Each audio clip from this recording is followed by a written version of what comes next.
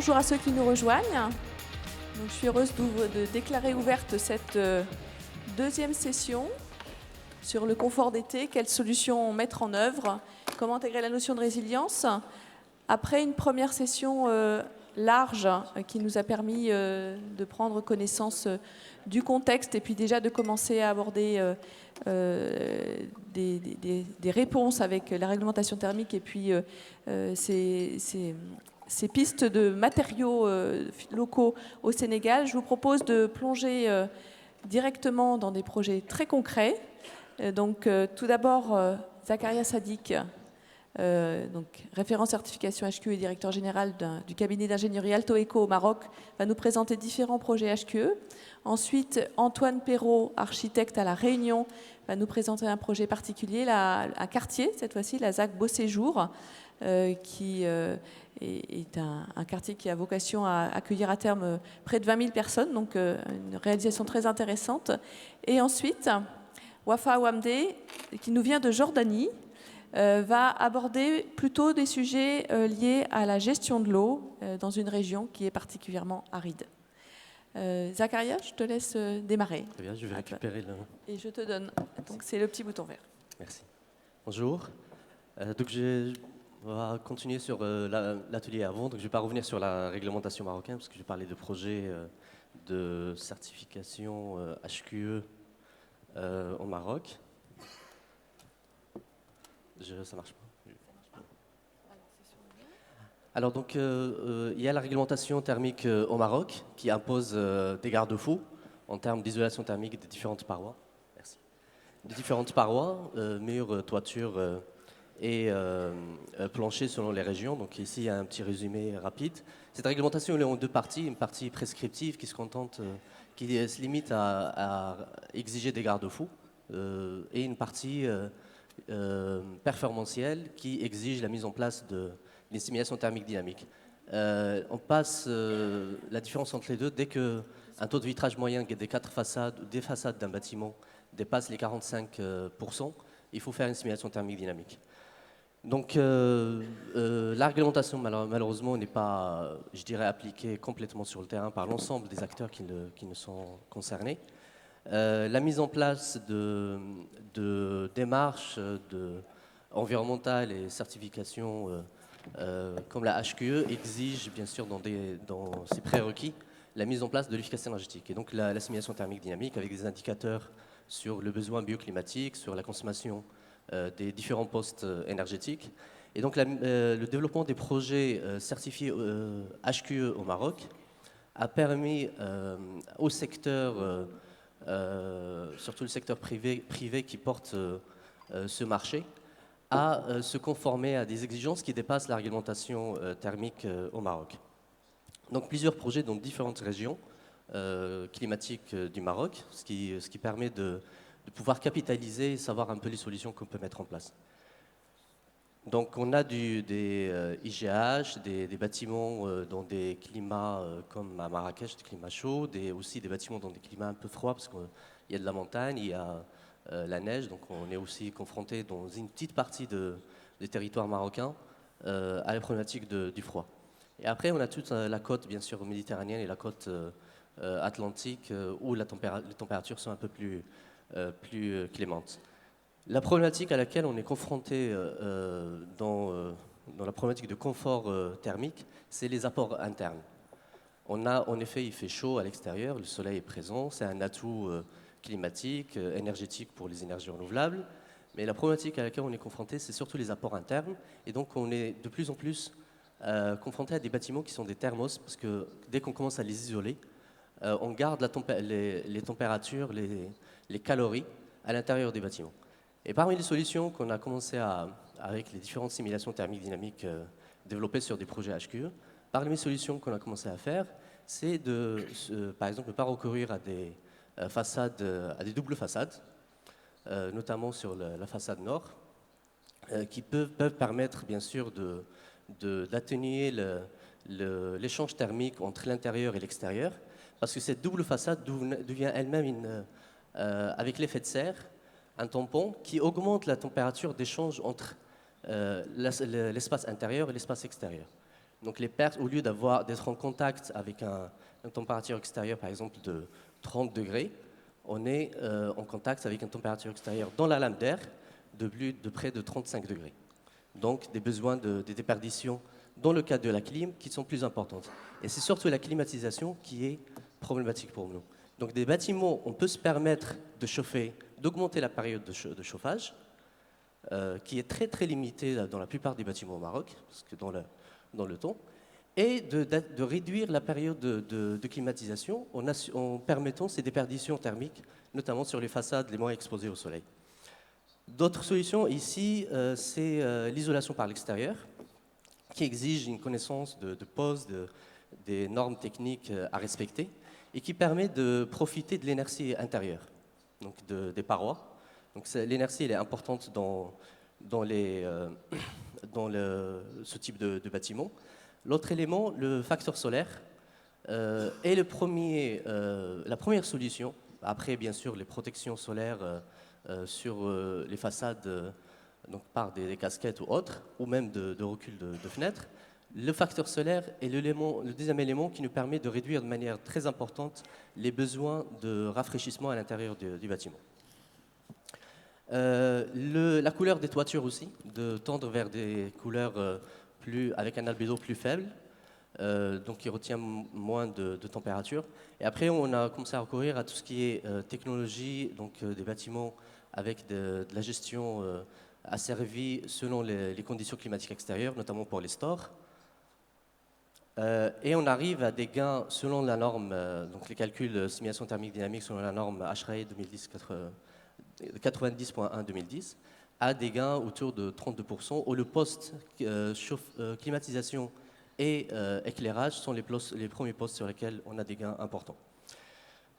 Sur des bâtiments existants, là c'est plus simple, parce qu'on se retrouve sur les bâtiments existants anciens, notamment ici à Marrakech sur la place Jemaa el-Fna, sur un mode constructif qui est lui-même bioclimatique avec de la construction en terre qui assure un meilleur rendement en termes d'inertie, par exemple. Et donc, il est plus simple pour nous de travailler sur ces bâtiments parce qu'on hérite de la réflexion bioclimatique qui a été faite il y a très longtemps. Et c'est l'un des enjeux qui est important pour nous, auquel on est confronté aujourd'hui, c'est que le mode architectural qui est aujourd'hui développé au Maroc tend de plus en plus sur des façades avec des murs rideaux, qui n'est pas du tout adapté à nos conditions climatiques. Donc ce type de bâtiment est un peu plus simple à réaliser. Donc c'est un autre bâtiment qui est certifié HQE au Maroc. Ça, c'est un bâtiment en conception à Fès. Fès, c'est également une région où il fait très très chaud. Les températures peuvent dépasser les 40 degrés et en hiver baisser à moins de 0 degré. Donc les protections solaires, on peut donc se permettre aujourd'hui par un souhait architectural avec des bâtiments plus contemporains qui ressemblent un peu à des bâtiments peut-être ici en Europe, mais d'intégrer bien sûr les protections solaires pour atténuer ce problème d'apport de chaleur dans les bâtiments et d'assurer la ventilation naturelle quand les conditions extérieures les permettent. Ces conditions sont le confort acoustique, parce que vous l'avez sûrement testé un jour. On a un niveau d'émission acoustique qui est important à l'extérieur, ce qui, des fois, dans des espaces urbains, nous empêche de recourir à la ventilation naturelle par l'ouverture des fenêtres. Voilà, c'est tout ce que je voulais vous partager avec vous rapidement. Merci beaucoup, Zakaria.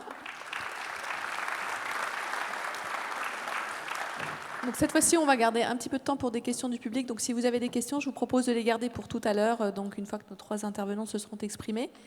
Je vous propose que maintenant, on prenne l'avion ou le bateau, je ne sais pas, pour limiter l'embarquement vers la Réunion. J'aurais aimé le bateau, mais... Antoine, donc, je te laisse nous présenter ce beau projet qui est la ZAC Beau Séjour. Alors, c'est parti. Donc, je vais vous présenter en fait plus exactement un bâtiment ou un groupe de bâtiments dans la ZAC Beau Séjour. C'est une aventure qu'on a commencée autour de 2010-2011 et qui se continue encore parce que les bâtiments de cette première opération ne sont pas tout à fait terminés, mais on a déjà du coup un bon retour d'expérience. Donc la question c'était comment intégrer la notion de résilience dans les approches constructives. Pourquoi la notion de résilience? C'est parce que la résilience, c'est la capacité à se redresser après une catastrophe. Et malheureusement, des catastrophes, il y a des chances qu'on en ait quelques-unes.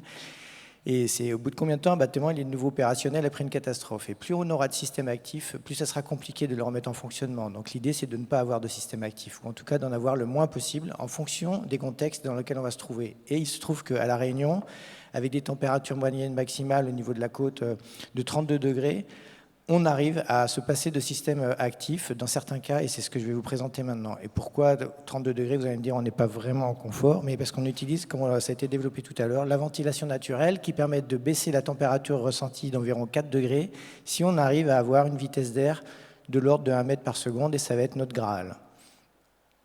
Donc c'est un travail d'équipe, parce qu'en fait la conception bioclimatique doit en recouvrir une dimension holistique, c'est un bien grand mot pour dire que le tout est plus que la somme des parties, c'est-à-dire qu'on est plus intelligent à plusieurs que tout seul.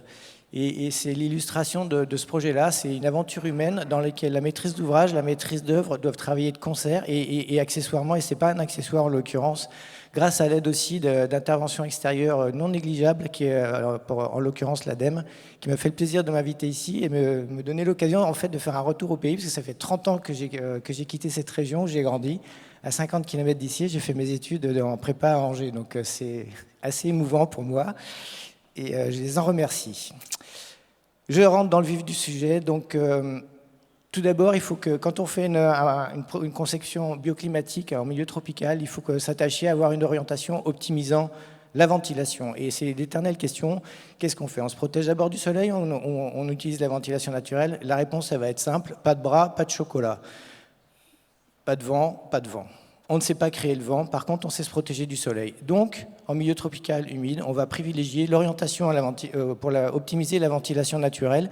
Et si, comme c'était le cas ici, on n'est pas idéalement orienté par rapport au soleil, eh bien, on va se protéger du soleil avec une conception aérothermique performante. Donc ça, c'est une petite vue d'ensemble de la première tranche du projet qui a été réalisée. Donc c'est une opération de logement privé, donc avec des gens qui investissent, qui à l'origine veulent louer leur logement, et donc qui veulent être sûrs de les louer. Et jusqu'à maintenant, pour être sûr de louer, il fallait dire clim à tous les étages. Et là, l'engagement du promoteur, CBO Territoria, ça a été de faire le pari avec nous, de faire clim à aucun étage. Pour ça, en fait, j'ai commencé par parler de l'environnement du bâtiment. Si on commence par travailler avec un environnement dégradé, c'est mort. Donc l'idée, c'est d'avoir un environnement qui, au contraire, optimise le confort, et avec un environnement végétal, vous voyez ici sur le plan du rez-de-chaussée, qui est très très important. Le végétal, ça a été dit hier de manière très intéressante, est un élément fondamental du confort thermique, et sans le végétal, on n'y arrivera pas. Mais il faut aussi une conception aérothermique performante, c'est-à-dire aéro et thermique, les deux ensemble. Et vous voyez ici sur la coupe en particulier, à droite, la conception qui reprend un dispositif traditionnel qui est commun à toute la zone tropicale, c'est ce qu'on appelle la varangue. La varangue, c'est la véranda extérieure, c'est l'endroit où on est bien parce qu'on est à l'ombre, à l'abri du soleil et de la pluie, et bien ventilé. Et l'espace en vert, c'est ce qu'on appelle la varangue urbaine. C'est un espace qui est dilaté, qui nous permet de servir de tampon thermique entre l'intérieur et l'extérieur. Et grâce à ça, dans les bureaux qu'on a à Saint-Pierre, à l'île de la Réunion, donc en centre-ville, on arrivait au début de la construction à avoir 7 degrés de différence de température, sans clim, j'insiste, entre l'intérieur de nos bureaux et l'autre côté de la rue. Et 10 ans plus tard, une fois que la végétation a pris toute sa maturité, on n'a plus 7 degrés de différence, mais on en a 10, avec les mêmes capteurs aux mêmes endroits. Donc cette conception aérothermique, elle s'appuie bien sûr sur une protection solaire performante, elle s'appuie sur des bâtiments qui sont étroits pour optimiser le potentiel de ventilation naturelle, et elle s'appuie aussi sur des bonnes protections solaires, comme ça a été dit tout à l'heure, et c'est fondamental pour limiter les apports externes. Parce que l'idée, c'est de maintenir un climat intérieur identique au climat extérieur, c'est-à-dire de ne pas avoir de surchauffe. Donc à partir du moment où, bien sûr, on ouvre les fenêtres, au bout d'un moment, il va faire la même température dedans que dehors, donc ces fameux 32 degrés, qu'on va améliorer grâce au flux d'air qu'on va faire passer dans le logement, et je vais vous montrer comment maintenant. Donc il faut faire des cellules traversantes, c'est-à-dire dans lesquelles la porosité soit bien organisée, c'est-à-dire aussi bien en façade qu'à l'intérieur, pour avoir un fonctionnement débitant du logement. Donc on voit ici avec les petites flèches, parfois c'est des flèches magiques. Là, on a fait en sorte que ces flèches ne soient pas magiques, c'est-à-dire qu'on a aussi, pour la première fois sur cette opération-là à La Réunion, travaillé en collaboration, grâce avec l'aide de l'ADEME, sur une conception en soufflerie à couche limite pour essayer de modéliser et comprendre un peu mieux le fonctionnement de ces fameux flux, pour savoir si ce qu'on annonçait allait être vrai ou pas, parce que c'est important de rassurer quand même, de montrer que ce qu'on dit va fonctionner. Et pour ça, on s'est appuyé sur une conception poussée en ventilation naturelle.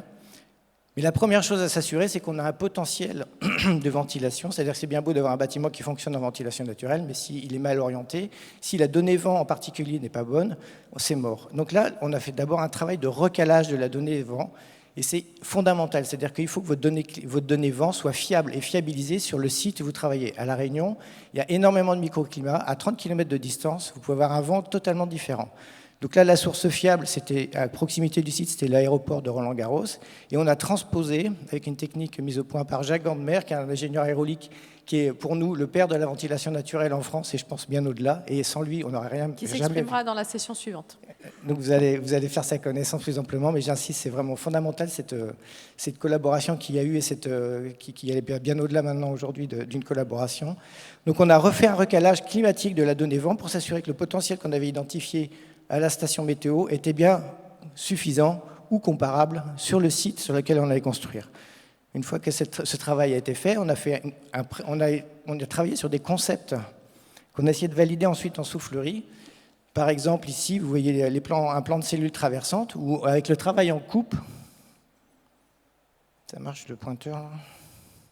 Non. Donc vous voyez la coupe en haut à gauche. Ah oui, c'est celui-là, ouais.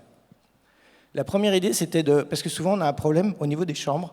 On a une chambre ici, une chambre là, et bon, le flux il traverse, mais il traverse par les portes. C'est pas idéal parce qu'on ne dort pas toujours la porte ouverte quand même. Donc on a imaginé en fait un logement où les salles de bain soient surbaissées pour permettre d'avoir ces courants d'équilibrage, parce que je vous rappelle que la ventilation naturelle, ça travaille sur le jeu des différences de pression. Du coup, ces différences et ces courants d'équilibrage puissent s'établir entre les deux chambres en passant par-dessus la salle de bain. Donc ça, c'était une idée qu'on avait. Et aussi en utilisant des dispositifs traditionnels qu'on avait déjà, c'est-à-dire des ventelles au-dessus des portes, ce que vous voyez ici, et des cloisons, pour améliorer le balayage.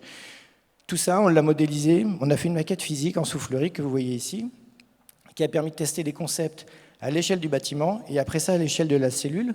Ici, vous voyez des cellules dans lesquelles on a pu mettre des capteurs pour s'assurer qu'on avait des vitesses d'air, que notre logement était bien débitant, comme on l'imaginait. Ça nous a permis d'optimiser en fait le fonctionnement. Ça, c'était les plans initiaux. Et on s'est rendu compte qu'on avait un problème quand même avec certaines chambres, en particulier celle-ci qui était sous le vent, parce que le vent il arrive de ce côté-ci, avec les coursives. Et ça nous a amené à surdimensionner l'ouverture de la cuisine ici et à déplacer la porte d'entrée, de la mettre ici pour pouvoir augmenter la taille de cette fenêtre. Ça ne paraît pas grand-chose, mais ça a amélioré le flux. Et ça a surtout permis de montrer qu'il ne faut pas forcément avoir 20% de porosité de chaque côté, mais qu'on peut en avoir 19 ou 15 de ce côté-ci et 30 de ce côté-là. C'est toujours plus efficace. Et comme dit Jacques Gandemer, il vaut mieux tirer que pousser. Ça nous a permis aussi d'expérimenter un autre dispositif pour essayer de limiter encore, d'avoir un bâtiment encore plus passif. Dans du logement, quand vous n'avez plus de clim, qu'est-ce qu'il y a comme système actif? C'est la VMC qui nous est imposée, malgré qu'on ait des taux de renouvellement d'air dans le logement énormes, il nous est imposé d'avoir dans les pièces humides des taux de renouvellement d'air relativement faibles, mais donc qu'il faut assurer. Et pour ça, on a mis au point, je vais aller trop vite, parce que grâce à Jacques, à Gandemer, ces girouettes qu'on appelait des girouettes Venturi, qu'il a conceptualisées, qu'après ça on a développé, pour pouvoir remplacer la VMC, la ventilation mécanique contrôlée, dans les logements. Donc c'est à connecter, donc la girouette elle est en toiture, elle est connectée à un tube qui permet de ventiler 6 à 8 logements, et sur l'opération de 200 logements, ça nous permettait d'économiser théoriquement la production de 200 mètres carrés de panneaux photovoltaïques, sans parler des problèmes d'entretien-maintenance. À La Réunion, la durée de vie des VMC doit être à peu près de 6 mois. Après, elles sont en panne et elles ne servent plus à rien. Pour ça, on s'est assuré qu'on allait avoir bien des systèmes débitants en toiture. Donc on a simulé la position des girouettes et la hauteur.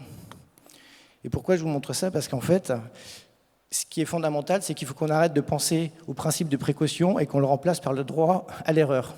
Parce que là-dessus, on a fait une première construction que vous voyez là. Donc on a installé nos 15 girouettes.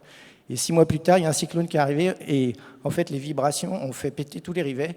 Et nos 15 girouettes, on les a ramassées dans la nature.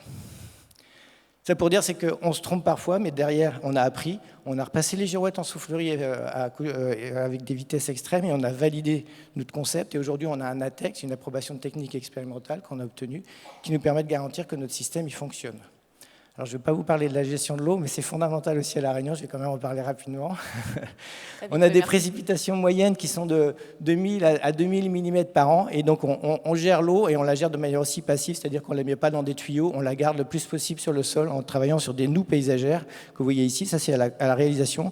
Une noue, c'est un fossé dans lequel on décompacte le fond du fossé, on met des gros cailloux et dessus on met des plantes pionnières. On a observé le développement à La Réunion, c'est une île volcanique, les plantes qui s'installent très rapidement après une éruption, et on a observé leur mode de fonctionnement et on les a installées dans ces noues comme première plante pour pouvoir avoir un premier substrat, et après ça, c'est toute une végétation qui se développe et qui en fait fait un jardin. Donc on garde sur tous les fronts, on a à la fois un jardin et un système technique qui nous permet de gérer des quantités d'eau énormes qu'on a à La Réunion. Alors ça ne sera peut-être pas le cas tout à l'heure. Et donc d'éviter bien des catastrophes, parce qu'un tuyau, c'est pareil, c'est comme un système, c'est amené à se boucher, et en tout cas, s'il ne veut pas qu'il se bouche, il faut l'entretenir. Donc ça, c'est pour dire qu'il y a des solutions passives.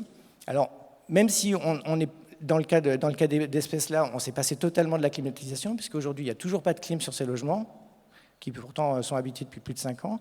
C'est ce qu'il faut.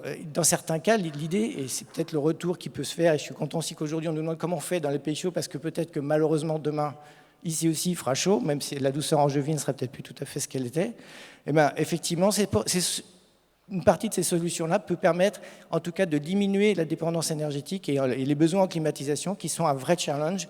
Donc, on ne va peut-être pas ventiler toute l'année, mais en tout cas, l'idée, c'est de ventiler le plus possible en période chaude pour obtenir ce confort à moindre coût. Merci.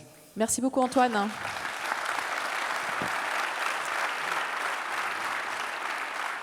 Tour de force de dire autant de choses en aussi peu de temps. Encore une fois, désolé de ce planning contraint. Wafa, it's your turn. So, Wafa va nous parler, donc nous vient de Gérard en Jordanie. Alors, où est passé Pardon, la télécommande. Et va nous parler notamment de gestion de l'eau. Alors là, on est aux antipodes des problématiques de La Réunion, puisque le problème de l'eau là-bas, c'est plutôt qu'il n'y en a pas assez. Wafa, it's your. Up to you. I will start. Okay, thank you. Hello, everyone. I'm Wafa Ahwamde. I'm a head of local development unit in Jerash municipality. I work in the water sector in my municipality. Okay, first of all, this is a general information about Jerash. Jerash in north of Jordan. The area 160 cubic meter. The population 120,000 people. The average of high above the sea 540, between 540 and 120. So this is general information. This is a general photos about my city. We have an ancient city also. We have a modern city, an ancient Roman city. So this is a general photos of my cities. I will talk about water situation in Jerash. As you know, Jordan is one of the poorest countries of water. Jerash, one of the city of Jordan, we have in 2013 Syrian refugees come to Jerash.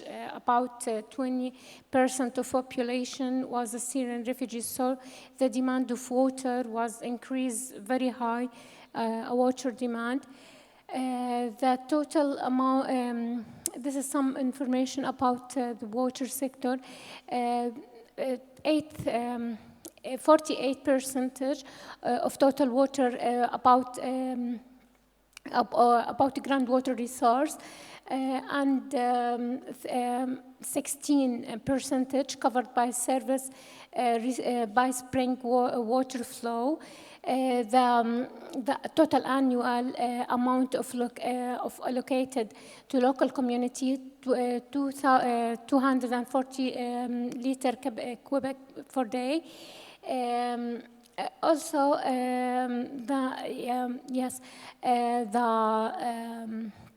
also we use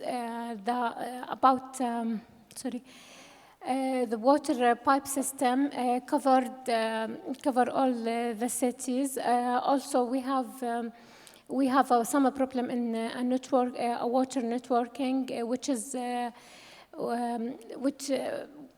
about to after pumping, we have some losses of water.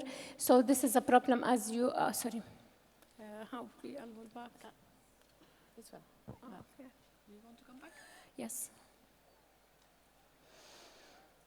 Okay. As you know, the red line show the losses of water after pumping. So it's one of our problem.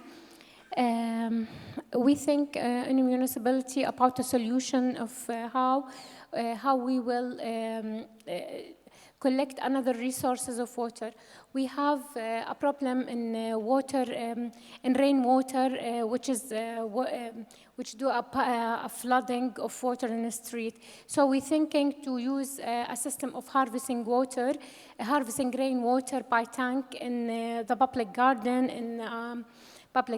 also the building of our municipality.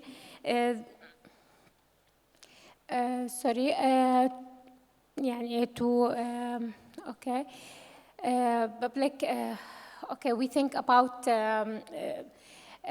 other resource of water by harvesting water of rainwater, by using a tank and to collect this rainwater in the public garden, in our building of our municipality. And we think to treat the gray water, to use it by irrigation system.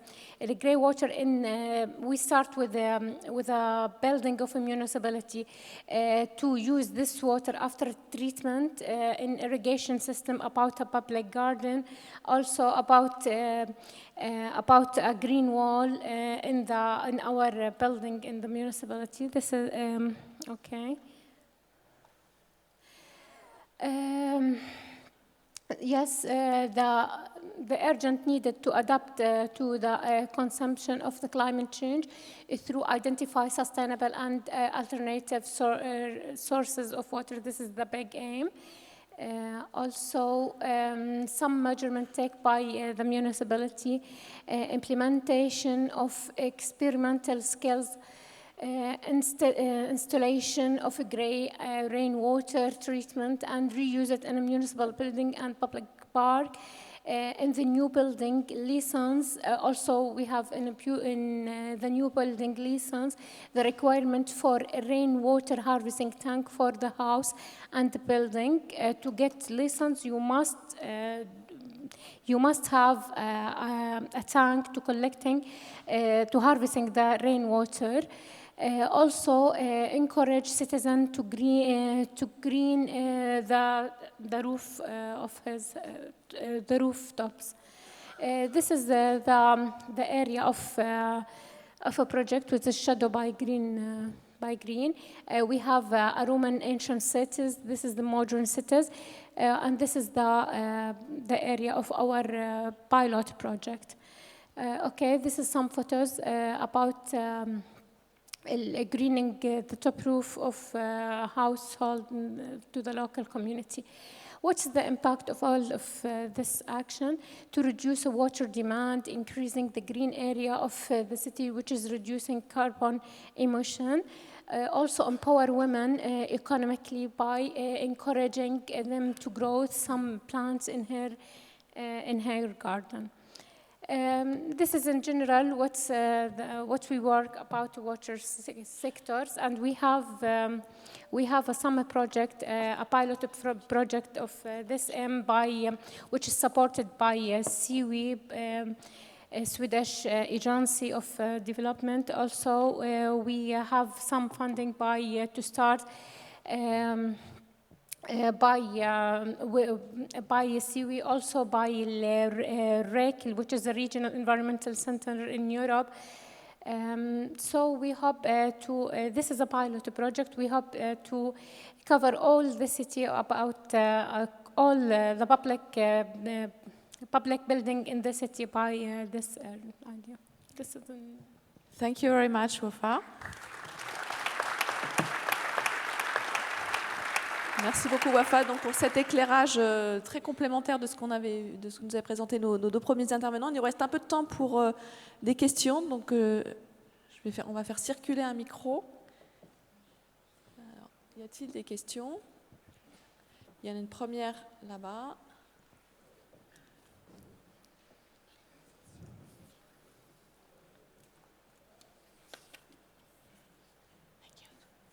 Merci. Bonjour, j'avais une question sur le projet de Beau Séjour.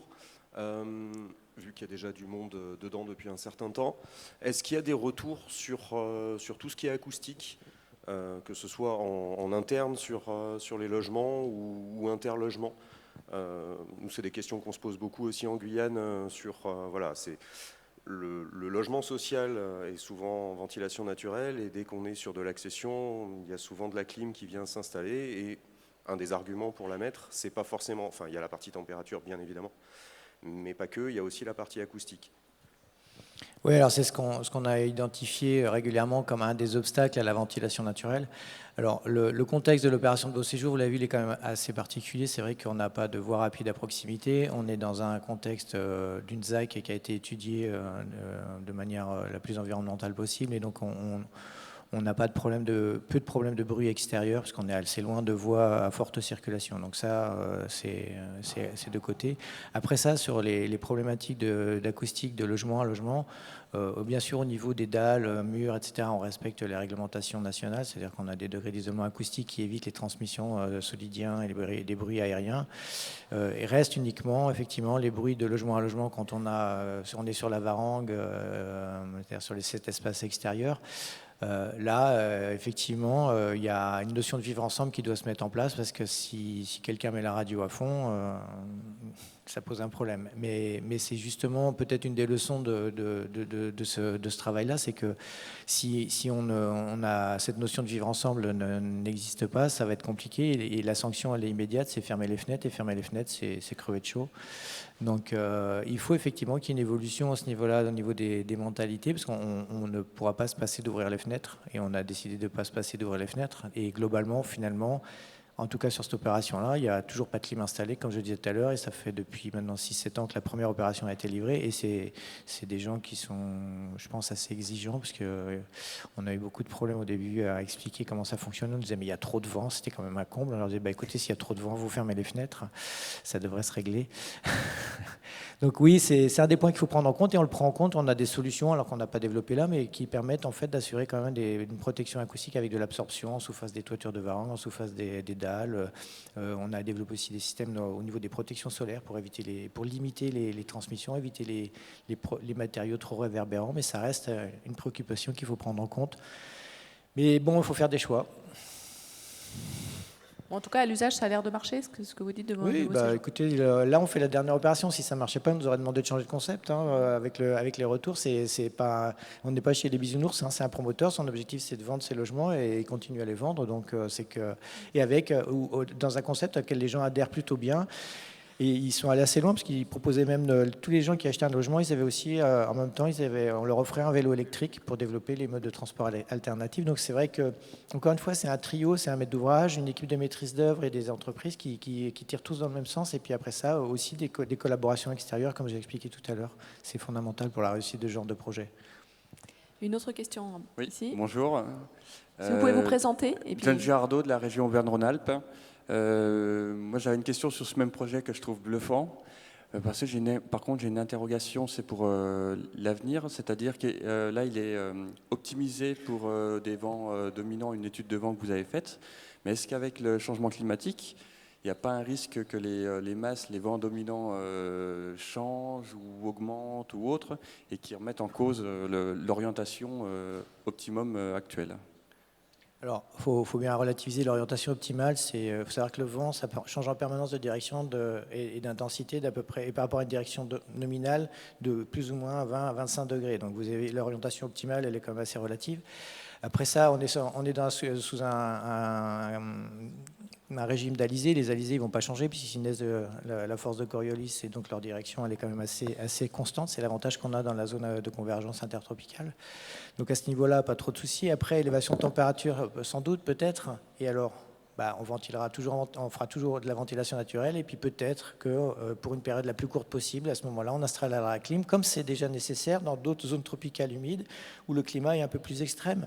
L'idée, c'est pas de dire c'est la solution miracle et on va se passer par toute climatisation, c'est de faire avec son climat, c'est-à-dire de ne pas lutter contre. Donc on utilise tous les atouts du climat qu'on a le plus longtemps possible, et puis quand on est dans une situation où la situation devient plus tenable, à ce moment-là, on va en dernier recours, après avoir utilisé tous les artifices, toute notre intelligence avec des systèmes passifs, on va basculer au système actif, mais le plus tard possible et le moins longtemps possible. Et c'est ça la stratégie gagnante.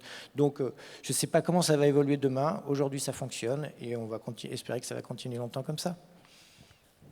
Une autre question? Allez-y. Merci. Donc, je m'appelle Mamadou Sambou, je suis du ministère du Pétrole et des Énergies du Sénégal. Donc, ma question, c'est toujours par rapport à la ventilation naturelle. Bon, c'est vrai que vous avez dit que par rapport au milieu ambiant, il faut de la végétation. Maintenant, s'il n'y a pas de végétation, quelle est la solution? Bon, aussi, par rapport aussi à la baisse de température, c'est la température ressentie qui est baissée et non la température ambiante. Bon, je vous remercie. Alors, c'est vrai que quand il n'y a pas de végétation, c'est un problème. Mais je ne connais pas beaucoup d'endroits où la végétation ne pousse pas, sauf en climat hyper désertique. Et là, de toute façon, on n'est plus sur les mêmes problématiques. On n'est plus en climat tropical humide. Et donc, c'est d'autres stratégies qu'il faut appliquer. Il y a la ventilation naturelle, mais il y a aussi le stockage inertiel. C'est-à-dire puisqu'on va avoir des deltas de température jour-nuit beaucoup plus importants. Donc, on va travailler sur des stratégies un peu différentes. C'est-à-dire que le plus longtemps possible, on va stocker la fraîcheur de la nuit, puisque dans ces pays-là, il fait frais la nuit. Donc, on va utiliser l'inertie, alors que nous, on n'utilise absolument pas l'inertie. On utilise la protection solaire, on protège l'enveloppe du rayonnement solaire. Et donc, on va avoir des stratégies différentes. Donc, ce n'est pas une solution magique pour tous les climats, c'est une solution qui fonctionne, la stratégie pure ventilation naturelle, qui fonctionne dans les climats tropical humide ou dans des périodes chaudes, quand on a une hygrométrie assez importante. Et quand on a peu d'hygrométrie, on a aussi la possibilité de stocker le froid de la nuit, de le garder le plus longtemps possible, et ensuite uniquement pour décharger la maison, le logement, le bureau, etc., d'utiliser la ventilation naturelle. Et après, souvent on n'a pas d'arbres parce qu'on n'a pas d'eau, mais dans un bâtiment, on a toujours de l'eau, on a toujours des eaux grises, ça a été développé tout à l'heure, et à ce moment-là, il faut les utiliser, ces eaux grises, parce que c'est des apports quotidiens, même s'il n'y a pas de pluie, on a quand même des toilettes, des lavabos, etc. L'idée, c'est d'utiliser cette eau-là qu'on balance aujourd'hui dans les tuyaux et qui va on ne sait pas trop où, de la remettre de là d'où elle vient, c'est-à-dire dans le sol, et d'essayer de développer à ce moment-là de la végétation. Parce que je pense quand même que même dans le désert, il y a des oasis, c'est parce qu'il y a de l'eau. Donc on y arrive. Donc il faut essayer d'utiliser toutes ces stratégies-là et bien penser que ce n'est pas la solution miracle pour toutes les cas de figure. C'est dans certains, encore une fois, la ventilation naturelle répond à certaines problématiques climatiques. On fait du bioclimatisme, c'est-à-dire qu'on étudie d'abord précisément les conditions climatiques du lieu où on est, et ça va nous permettre d'adapter nos stratégies bioclimatiques. Merci beaucoup. Est-ce qu'il y a une dernière petite question rapide? Et puis, donc, question courte et réponse courte. J'avais un complément quand même. Bonjour, Isabelle Lecorguillier à la Dreal Bretagne. Je pose ma question plutôt peut-être pour le Maroc par rapport aux matériaux terre conventionnels, traditionnels plutôt, qui vaut également sans doute pour la Jordanie. Question courte, s'il vous plaît. Le fait de revenir vers des matériaux qui existaient auparavant, qui avaient fait leurs preuves, dans quel contexte, dans quel état d'esprit ça se passe? Est-ce qu'il y a des oppositions au nom de la, entre guillemets, modernité? Est-ce qu'il y a des améliorations qui sont apportées par rapport à ces anciens modes constructifs? Voilà, merci. Alors, on a en effet deux contraintes pour les matériaux traditionnels qui ont fait leurs preuves et qui continuent à le faire encore avec des bâtiments qui existent, et des Casbah et des Médina. La première contrainte, c'est une des professions, c'est les assureurs, et donc à travers les assureurs, les bureaux de contrôle qui ne valident pas certaines constructions. La deuxième, c'est le modernisme. En effet, le béton, on le voit de plus en plus dans des zones très reculées, dans les montagnes, où les gens utilisent le béton parce que c'est rapide, c'est moderne. Donc ça, malheureusement, par manque je dirais, d'explication, de vulgarisation avec les atouts. Maintenant, la deuxième, pour votre question, comment contre ça, les solutions ou les opportunités qui sont utilisées aujourd'hui pour contrer ces deux aspects. sont faites par des gros industriels qui ont toujours produit du béton et qui maintenant se tournent vers la brique comprimée, terre naturelle comprimée, qui commence à produire ces matériaux du fait qu'on commence à se rendre compte que les ressources de construction en béton sont limitées pour des pays comme le Maroc et que ça coûte moins cher de trouver un matériau à côté. Donc malheureusement, on va devoir passer par ces gros industriels qui ont toujours fait un lobby pour freiner ce type de mode constructif et maintenant ils trouvent leur compte pour le faire. Voilà. Merci Zakaria, merci à tous les trois pour ces éclairages complémentaires et passionnants. Merci à vous pour vos questions. Et donc, place dans quelques minutes pour une autre session, donc pour découvrir l'aéroport de Roland-Garros à La Réunion, qui est un modèle de conception et de construction bioclimatique.